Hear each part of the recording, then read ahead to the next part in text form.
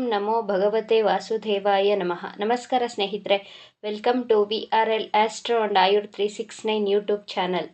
ಮೇಷರಾಶಿಯವರಿಗೆ 2025ರಲ್ಲಿ ನಿಮ್ಮ ಜೀವನದಲ್ಲಿ ನಡೆಯುವಂತಹ 6 ಚಮತ್ಕಾರಗಳು, ಮುಖ್ಯವಾದಂತಹ ಘಟನೆಗಳ ಬಗ್ಗೆ ಹಾಗೂ ನೀವು ಯಾವ ವಿಚಾರಗಳಲ್ಲಿ ಬಹಳ ಎಚ್ಚರಿಕೆಯಿಂದ ಇರಬೇಕು ಎಂಬಂತಹ ಇಂಟ್ರೆಸ್ಟಿಂಗ್ ವಿಚಾರಗಳನ್ನು ಈ ವಿಡಿಯೋದಲ್ಲಿ ತಿಳಿಸಿಕೊಡಲಿದ್ದೇನೆ. ಗೋಚಾರದ ಪ್ರಕಾರ ಮೇಷರಾಶಿಯವರಿಗೆ ಗ್ರಹಗಳ ಸ್ಥಿತಿಗತಿಗಳ ಬಗ್ಗೆ ನೋಡೋಣ. ನಿಮ್ಮ ರಾಶ್ಯಾಧಿಪತಿ ಮಂಗಳ ಗ್ರಹ ಚತುರ್ಥ ಭಾವದಲ್ಲಿ, ದ್ವಿತೀಯ ಭಾವದಲ್ಲಿ ಗುರು ಗ್ರಹ, 6ನೇ ಭಾವದಲ್ಲಿ ಕೇತು ಗ್ರಹ, ಅಷ್ಟಮದಲ್ಲಿ ಬುಧ ಗ್ರಹ, ನವಮ ಭಾವದಲ್ಲಿ ಸೂರ್ಯ ಗ್ರಹ, ಲಾಭಸ್ಥಾನದಲ್ಲಿ ಶನಿ ಗ್ರಹದ ಜೊತೆ ಶುಕ್ರ ಗ್ರಹ, ವ್ಯಯಭಾವದಲ್ಲಿ ರಾಹು ಗ್ರಹ ಸ್ಥಿತವಾಗಿದೆ. 30 ವರ್ಷಗಳ ನಂತರ ಮೇಷರಾಶಿಯವರಿಗೆ ಈ ವರ್ಷ ಶನಿಯ ಸಾಡೇಸಾತಿ ಪ್ರಾರಂಭವಾಗಲಿದೆ. 2025ರಲ್ಲಿ ಮೇಷರಾಶಿಯವರಿಗೆ ನಡೆಯುವಂತಹ ಮೊದಲನೆಯ ಚಮತ್ಕಾರ, ಏಪ್ರಿಲ್ ತಿಂಗಳ ಒಳಗೆ ನಿಮ್ಮ ಜಾಬಲ್ಲಿ ಚೇಂಜನ್ನು ಮಾಡುತ್ತೀರಾ.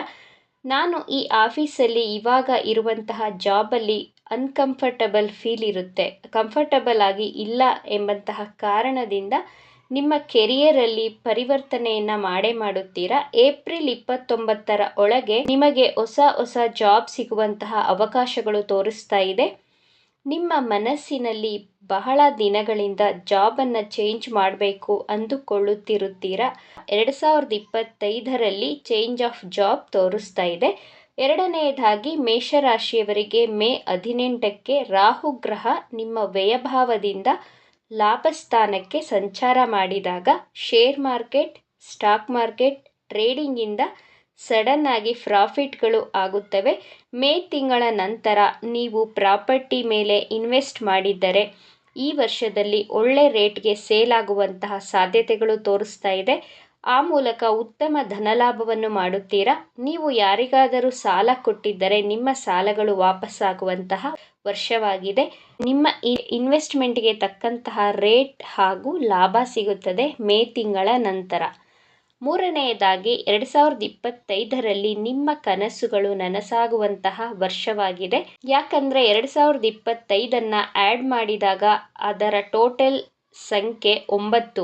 9ರ ಅಧಿಪತಿ ಮಂಗಳ ಗ್ರಹ, ನಿಮ್ಮ ರಾಶ್ಯಾಧಿಪತಿನೂ ಮಂಗಳ ಗ್ರಹನೇ ಆಗಿರುವುದರಿಂದ ಮಂಗಳ ಗ್ರಹ ಈ ವರ್ಷ ನಿಮಗೆ ಬಹಳ ಲಾಭವನ್ನು ತಂದುಕೊಡಲಿದ್ದಾರೆ. ನೀವು ಒಂದು ಕಾರು ತೆಗೆದುಕೊಳ್ಬೇಕು, ಮನೆ, ಸೈಟ್, ಪ್ರಾಪರ್ಟಿಯನ್ನು ಪರ್ಚೇಸ್ ಮಾಡಬೇಕು ಅಂದುಕೊಂಡಿದ್ದರೆ ನಿಮ್ಮ ಕನಸುಗಳು 2025ರಲ್ಲಿ ನನಸಾಗುವಂತಹ ವರ್ಷವಾಗಿರುತ್ತದೆ. ಕಬ್ಬಿಣಕ್ಕೆ ಸಂಬಂಧಿಸಿದಂತಹ ಮಷಿನರಿಗಳನ್ನು ಪರ್ಚೇಸ್ ಮಾಡುವಂತಹ ಯೋಗ ತೋರಿಸ್ತಾ ಇದೆ. ಈ ಪ್ರಪಂಚದಲ್ಲಿ ಕೋಟಿ ಮೇಷರಾಶಿಯವರು ಇದ್ದೀರಾ. ನಿಮ್ಮ ಕರ್ಮಾನುಸಾರ ನಿಮ್ಮ ಕರ್ಮಕ್ಕೆ ತಕ್ಕಂತಹ ಲಕ್ಷಗಟ್ಟಲೆನೂ ಸಿಗಬಹುದು, ಸಾವಿರಗಟ್ಟಲೆ ಅಥವಾ ಕೋಟಿಗಟ್ಟಲೆ ಧನಲಾಭವಾಗುತ್ತದೆ. ನಾಲ್ಕನೆಯದಾಗಿ ಶನಿಗ್ರಹ ಮಾರ್ಚ್ 29, 2025ಕ್ಕೆ ನಿಮ್ಮ ವ್ಯಯಭಾವದಲ್ಲಿ ಸಂಚಾರ ಮಾಡಿದಾಗ ನಿಮಗೆ ಶನಿಯ ಸಾಡೇಸಾತಿಯ ಮೊದಲನೆಯ ಹಂತ ಪ್ರಾರಂಭವಾಗುತ್ತದೆ. ಮಾರ್ಚ್ 30ರ ನಂತರ ನಿಮ್ಮ ಧಾರ್ಮಿಕ ಯಾತ್ರೆಗಳು ಅಥವಾ ಬಿಸ್ನೆಸ್ ರಿಲೇಟೆಡ್ ಟ್ರಾವೆಲನ್ನು ಮಾಡುತ್ತೀರಾ. ಅನಾವಶ್ಯಕ ಖರ್ಚು ವೆಚ್ಚಗಳು ಹೆಚ್ಚಾಗುತ್ತದೆ. ನಿಮ್ಮ ಆರೋಗ್ಯ ಹಾಗೂ ನಿಮ್ಮ ಕುಟುಂಬದವರ ಆರೋಗ್ಯಕ್ಕೋಸ್ಕರ ಆಸ್ಪತ್ರೆಗಳಿಗೆ ಖರ್ಚನ್ನು ಮಾಡುತ್ತೀರಾ. ಮಾರ್ಚ್ ತಿಂಗಳ ನಂತರ ಮೇಷರಾಶಿಯವರಿಗೆ ಹಲ್ಲಿನ ಸಮಸ್ಯೆಗಳು, ಗಂಟಲಿಗೆ ಸಂಬಂಧಿಸಿದಂತಹ ಆರೋಗ್ಯ ಸಮಸ್ಯೆಗಳು, ಕಫ, ಕೋಲ್ಡ್, ಶೀತಕ್ಕೆ ಸಂಬಂಧಿಸಿದಂತಹ ಹೆಲ್ತ್ ಇಶ್ಯೂಸನ್ನು ಫೇಸ್ ಮಾಡಬೇಕಾಗುತ್ತೆ. ನಿಮ್ಮ ವೈವಾಹಿಕ ಜೀವನದಲ್ಲಿ ಹಾಗೂ ನಿಮ್ಮ ಕುಟುಂಬದವರ ಜೊತೆ ಮಾತನಾಡುವಾಗ ಬಹಳ ಸಮಾಧಾನವಾಗಿ ಎಚ್ಚರಿಕೆಯಿಂದ ಮಾತನಾಡಿ.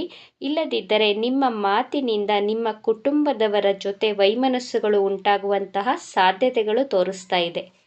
ಐದನೆಯದಾಗಿ ಗುರುಗ್ರಹ ನಿಮ್ಮ ದ್ವಿತೀಯ ಭಾವದಿಂದ 3ನೇ ಭಾವಕ್ಕೆ ಸಂಚಾರ ಮಾಡಿದಾಗ ಮೇ 15ರ ನಂತರ ಮೇಷರಾಶಿಯವರ ತಂದೆ ರೋಗ, ಋಣ, ಶತ್ರು, ಕೋರ್ಟ್ಗಳಲ್ಲಿ ಕೇಸ್ಗಳು ನಡೆಯುತ್ತಿದ್ದರೆ ಇವುಗಳಿಂದ ಸಂಪೂರ್ಣವಾಗಿ ಮುಕ್ತಿಯನ್ನು ಪಡೆಯಲಿದ್ದಾರೆ.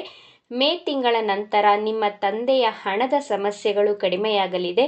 ನಿಮ್ಮ ಹಾಗೂ ನಿಮ್ಮ ತಂದೆಯ ಮಧ್ಯೆ ಇರುವಂತಹ ಸುಮಧುರ ಪ್ರೀತಿ ಬಾಂಧವ್ಯ ಇನ್ನೂ ಹೆಚ್ಚಾಗಲಿದೆ.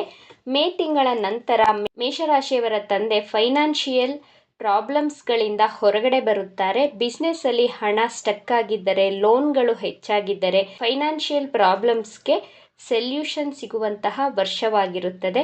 6ನೇದಾಗಿ ನಿಮ್ಮ ದಶಮಾಧಿಪತಿ ಶನಿ ಗ್ರಹ 12ನೇ ಭಾವದಲ್ಲಿ ಸಂಚಾರ ಮಾಡಲಿದ್ದಾರೆ. ನಿಮ್ಮ ಪಂಚಮಾಧಿಪತಿ ನವಮ ಭಾವದಲ್ಲಿ ಸ್ಥಿತವಾಗಿದೆ. ಮೇಷರಾಶಿಯ ವಿದ್ಯಾರ್ಥಿಗಳು ವಿದ್ಯಾಭ್ಯಾಸದಲ್ಲಿ ಆಸಕ್ತಿ ಹೆಚ್ಚಾಗಲಿದೆ. ಗೌರ್ನಮೆಂಟ್ ಎಕ್ಸಾಮಲ್ಲಿ ಸಕ್ಸಸ್ ಸಿಗುವಂತಹ ವರ್ಷವಿದು. ಜೂನ್ ಜುಲೈ ತಿಂಗಳ ಒಳಗೆ ಮೇಷರಾಶಿ ವಿದ್ಯಾರ್ಥಿಗಳು ಹೊಸ ಸ್ಕಿಲ್ಸ್ಗಳನ್ನು, ನಾಲೆಡ್ಜ್ಗಳನ್ನು, ಕೌಶಲ್ಯಗಳನ್ನು ಇಂಪ್ರೂವ್ ಮಾಡಿಕೊಳ್ತಾ ಹೋಗ್ತೀರಾ. ನಿಮ್ಮನ್ನು ನೀವು ತುಂಬ ಬ್ಯುಸಿಯಾಗಿ ಇಟ್ಟುಕೊಂಡಿರುತ್ತೀರಾ. ಹೊಸ ವಿಷಯಗಳನ್ನು ಎಕ್ಸ್ಪ್ಲೋರ್ ಮಾಡುತ್ತೀರಾ. ನಿಮ್ಮ ವಿದ್ಯಾಭ್ಯಾಸದಲ್ಲಿ ಹೊಸ ಟೆಕ್ನಿಕ್ಸ್ಗಳನ್ನು ಫಾಲೋ ಮಾಡುತ್ತೀರಾ. ಫಾರಿನ್ ರಿಲೇಟೆಡ್ ಜಾಬ್ ಮಾಡುತ್ತಿರುವವರಿಗೆ ಗುಡ್ ಟೈಮ್ ಇದಾಗಿರುತ್ತದೆ. MNC ಕಂಪನಿಯಲ್ಲಿ 2025ರಲ್ಲಿ ಮೇಷರಾಶಿಯವರಿಗೆ ಉದ್ಯೋಗ ಸಿಗುವಂತಹ ಸಾಧ್ಯತೆಗಳು ಹೆಚ್ಚಾಗಿ ತೋರಿಸ್ತಾ ಇದೆ. ಇಂಪೋರ್ಟ್ ಆ್ಯಂಡ್ ಎಕ್ಸ್ಪೋರ್ಟ್ ಬಿಸ್ನೆಸ್ ಮಾಡುತ್ತಿರುವವರಿಗೆ ಮೇ ತಿಂಗಳ ನಂತರ ಅತ್ಯಧಿಕ ಧನಲಾಭವಾಗಲಿದೆ. ಮೇಷರಾಶಿಯವರು ನಿಮ್ಮ ಜಾಬ್ ಹಾಗೂ ಬಿಸ್ನೆಸ್ಸಲ್ಲಿ ಹೆಚ್ಚು ಧನಲಾಭವನ್ನು ಗಳಿಸಲು ಪ್ರತಿನಿತ್ಯ ಸೂರ್ಯನಿಗೆ ಜಲದ ಅರ್ಘ್ಯವನ್ನು ಕೊಡಿ. ಪ್ರತಿ ಮಂಗಳವಾರ ಹಾಗೂ ಶನಿವಾರ ತಪ್ಪದೆ ಹನುಮಾನ್ ಚಾಲೀಸವನ್ನು ಪಠಿಸಿ ಹಾಗೂ ಹನುಮಾನ್ ದೇವರ ಆರಾಧನೆ ಹಾಗೂ ದರ್ಶನವನ್ನು ಮಾಡಿ. ಪಕ್ಷಿಗಳಿಗೆ ಆಹಾರ, ನೀರು, ಧಾನ್ಯಗಳನ್ನು ಕೊಡಿ. ನಿಮ್ಮ ತಂದೆ ತಾಯಿಗೆ ಗೌರವಿಸಿ. ಯಾಕಂದರೆ ಶನಿಯ ಸಾಡೆಸಾತಿ ಪ್ರಾರಂಭವಾಗುತ್ತಿದೆ. ನಿಮ್ಮ ಮಾತಿನ ಮೇಲೆ ಗಮನವಿಟ್ಟು ಮಾತನಾಡಿ. ಓವರ್ ಥಿಂಕಿಂಗ್ ಮಾಡುವುದನ್ನು ಆದಷ್ಟು ಕಡಿಮೆ ಮಾಡಿಕೊಳ್ಳಿ. ಎಲ್ಲವೂ ಶುಭವಾಗುತ್ತದೆ. ಈ ವಿಚಾರಗಳು ನಿಮಗೆ ಇಷ್ಟವಾಗಿದೆ ಅಂತ ಭಾವಿಸ್ತಾ ಇದ್ದೇನೆ. ಇಷ್ಟ ಆಗಿದ್ದರೆ ನಮ್ಮ ಚಾನಲನ್ನು ತಪ್ಪದೇ ಸಬ್ಸ್ಕ್ರೈಬ್ ಮಾಡ್ಕೊಳ್ಳಿ. ಈ ವಿಡಿಯೋಗೆ ಒಂದು ಲೈಕ್ ಕೊಡೋದನ್ನು ಮರಿಬೇಡಿ. ಈ ವಿಡಿಯೋವನ್ನು ನಿಮ್ಮ ಫ್ರೆಂಡ್ಸ್ ಆ್ಯಂಡ್ ಫ್ಯಾಮಿಲಿ ಗ್ರೂಪಲ್ಲಿ ಹೆಚ್ಚು ಶೇರ್ ಮಾಡಿ. ನಿಮ್ಮ ಅಭಿಪ್ರಾಯಗಳನ್ನು ತಪ್ಪದೇ ಕಮೆಂಟ್ ಮಾಡಿ. Thank you friends.